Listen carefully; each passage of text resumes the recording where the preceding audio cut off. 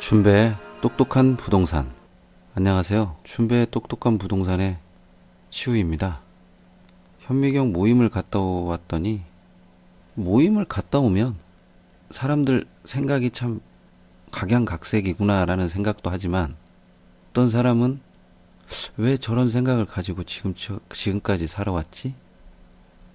왜 저 생각을 저렇게까지밖에 못하지? 뭐 이런 생각이 들 때도 있고, 또 어떤 분은 굉장히 디테일한 부분까지 파고드시는 분도 있고, 뭐 누가 맞고 누가 틀리다 그런 건 없는데 참 생각이 다양하다는 생각을 해요. 또 그 다양한 생각에서 공통된 관심의 주제를 끌어내는 게 또 제가 할 일인 것 같기도 하고, 부동산의 생각을 다양하게 갖는 것은 좋은데 선택과 집중을 할 필요가 있을 때가 있어요. 지금과 같이 어떤 규제라든지 정책의 일변도가 좀 많이 바뀌어져 있는 상황에서는 부동산도 좀 집중을 해야 된다라고 저는 생각하고 있어요. 부동산이 다른 거하고 다르게 지배력이 없으면 죽도 밥도 안 되는 경우가 있어요. 다시 좀 현실적으로 바꾸면, 서울에 사시는 분이 제주도에 땅을 샀어. 제주도에 부동산을 샀어. 그러면 얼마나 자주 왔다 갔다 하면서 지배력을 키워 나가실 건지, 그게 굉장히 궁금해지는 거죠. 사실상 옆건물 지나들듯이 막 왔다 갔다 할 수 있는 그런 부분이 안 되다 보니까 되게 깝깝해요.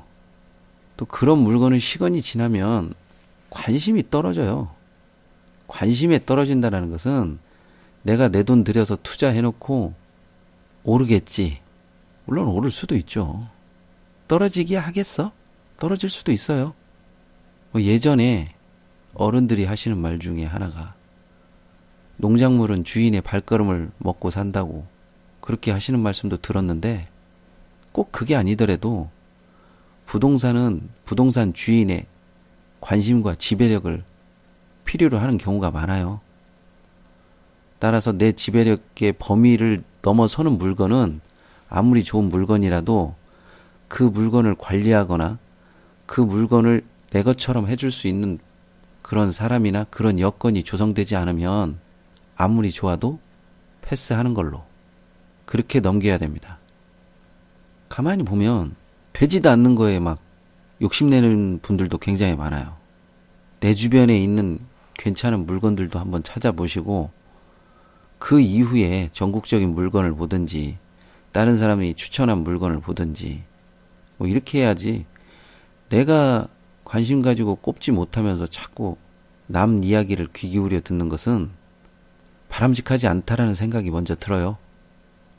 기본적으로 부동산을 남 이야기 듣고 선택하게 되면 선택한 건 내가 되는데, 잘 되면 좋지만 잘 되지 않았을 경우에는 남 탓을 굉장히 많이 하게 되는 그런 속성을 가지고 있는 것 같더라고요.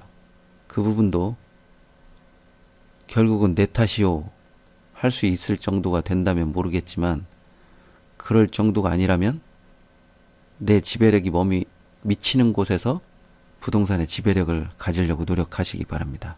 사람들을 만나다 보니까 갭 투자라든지 어떤 아파트 투자에 대한 생각이 많이 다양한 것 같아요. 다양한 것 같으면서도 제가 생각할 때 맞지 않는 경우도 많이 있음에도 불구하고 진리인 양 가지고 계시는 분도 계시더라고요.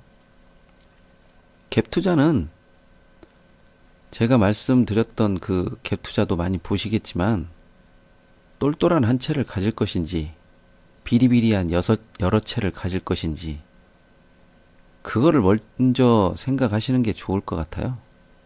그 다음에는 역전세를 걱정하시는 분들이 있는데, 역전세를 걱정해야 되는 건지 어쩐 건지 모르겠는데, 처음부터 그런 지역은 배제를 시켜야죠.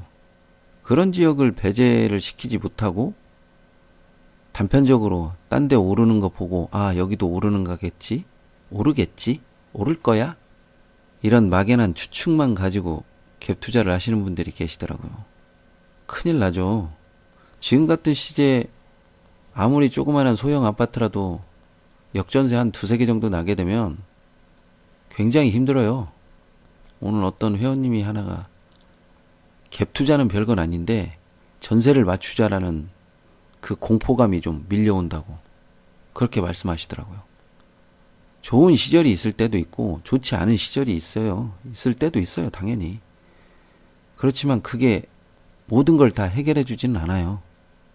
그러다 보니까 선택과 집중을 해야 되는데 선택과 집중을 할 때도 작년 다르고 올해 달라요. 싸게 살 수도 있고 좀 비싸게 살 수도 있어요. 투자자는 어디까지나 평균치를 때려보는 거니까. 선택과 집중을 찾고 제가 말씀드리는 것은 선택과 집중을 하지 않으면 생각이 분산돼가지고 되게 힘들어져요. 똘똘한 한 채를 갖기로 결정하셨으면 그걸로 밀어나가시는 거고 비리비리한 여러 채를 가지고 있기로 내가 결정이 됐다면 그쪽으로 몰아붙이는 것이 훨씬 더 낫죠. 일단 저는 똘똘한 한 채를 가지고 있지는 않습니다. 또 어디까지가 똘똘한 것으로 봐야 되는 건지 비싸면 다 똘똘한 것으로 봐야 되나요? 그것도 조금 의문점이 들더라고요. 저는 똘똘한 한 채보다는 비리비리한 여러 채를 좀 선호하는 편이에요. 또 비리비리한 여러 채를 갖고 있다 보니까 이익이 크지는 않아요. 근데 그 여러 채가 조그만한 이익을 모으다 보니까 커지는 것 뿐이지 당장 어떻게 되는 것은 아니에요. 늘 말씀드리지만 부동산은 시간이 주는 그런 묘미가 또 있어요. 제가 가지고 있는 아파트는 소형 아파트들이에요. 저는 대형 아파트를 건들질 않아요. 첫째는 금액도 비싸고 우리나라 인구의 패러다임이 점점 소형화돼가는 추세인데 대형 아파트는 맞지 않는다라고 계산을 해요. 저는 어디까지나 단기 투자자가 아닌 장기 투자자로서 드리는 말씀입니다. 따라서 제 아파트는 아직 팔지 않았기 때문에 양도소득세를 낸 적도 없지만 양도소득세를 생각해 보지는 않아요. 모든 세금이라든지 이런 부분은 이익이 났을 경우에 발생되는 거니까.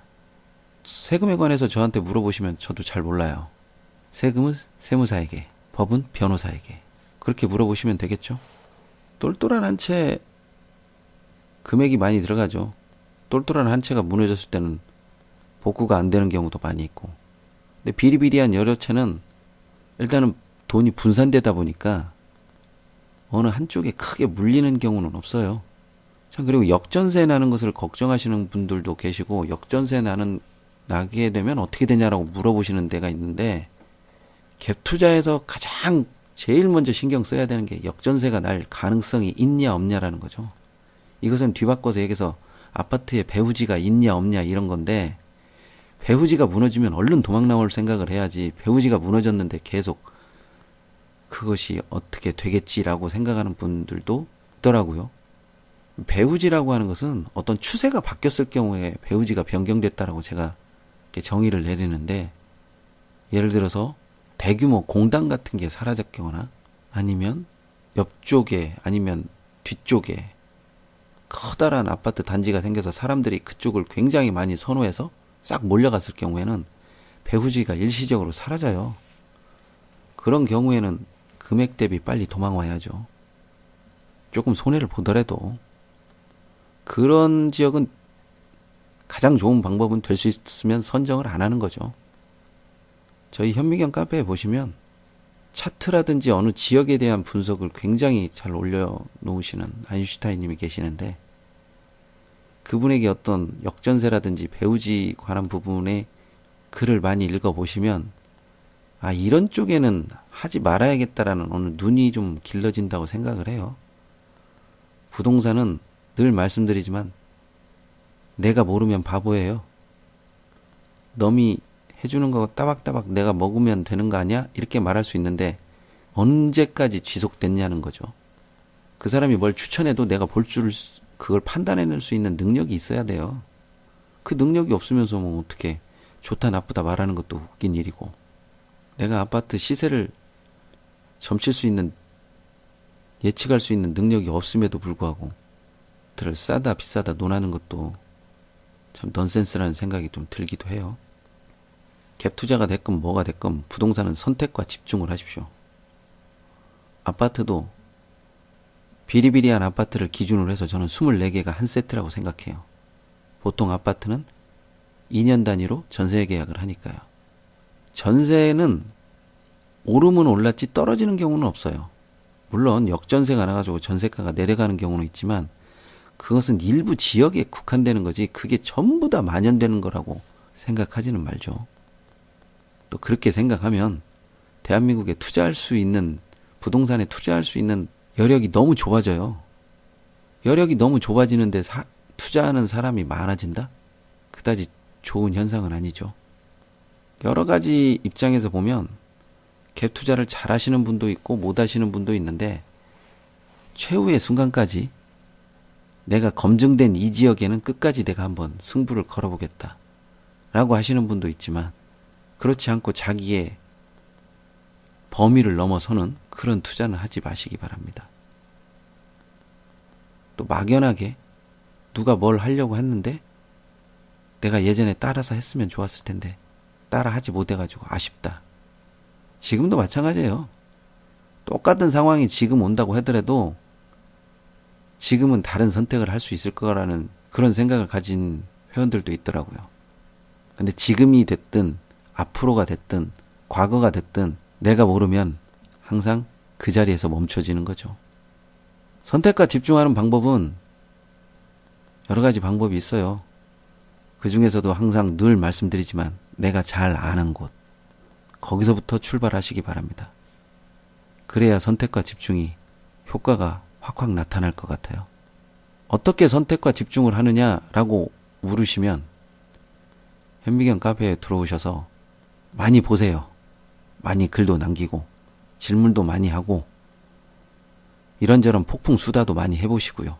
부동산을 하다가 여러 사람을 보게 되면 내 투자가 과연 옳은 것인가 맞는 것인가에 대한 아주 근본적인 질문부터 할 경우가 생겨요. 정답은 없어요. 참 우습게도 정답이 없기 때문에 정답을 찾으려고 하는 게 가장 정답의 부동산의 정답으로 근접하는 말이 아닌가 싶은 생각이 드네요. 많은 사람의 투자 방식도 내거화 시키는 작업이 필요할 것 같습니다. 현미경이 들어오셔서 질문 좀 많이 남겨주세요. 물론 저에게 개인적으로 쪽지를 날리셔도 되고요. 아는 범위 내에서는 늘 최선을 다할 생각입니다. 오늘은 여기까지 하고요. 다음 시간에 부동산 이야기를 또 해보도록 하겠습니다. 건강하십시오. 참, 좋아요와 구독하기 꼭 누르는 거 잊지 마세요.